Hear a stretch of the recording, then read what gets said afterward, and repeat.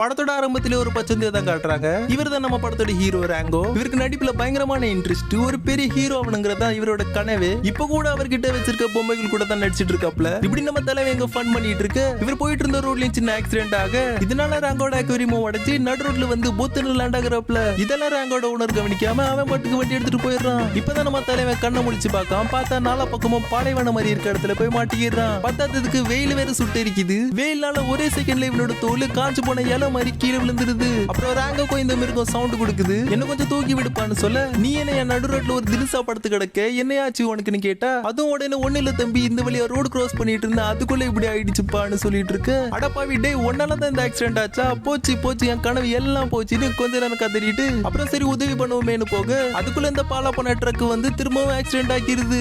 அடிமேல அடி வாங்கி ஒரு வழியா கீழே விழுந்துடுறான். அப்புறம் இந்த மிருகமும் வந்து ஏதாவது ஹெல்ப் வேணுமா தம்பின்னு கேட்க, ராங்கும் உடனே பஞ்சரான டயர் மாதிரி ஆக்கிட்டீங்களா என்னன்னு தான் சோகத்தை சொல்லி உடறிட்டு இருக்கான். இந்த விட தம்பி இந்த பக்கமா போனீனாக்கா நீ போக வேண்டிய இடத்துக்கு போய் சேர்ந்துருவடா தம்பின்னு அமுச்சு வைக்க ராகவும் அவன் ஜெர்னியை ஸ்டார்ட் பண்ணிட்டு அந்த வழியா போகிறான்.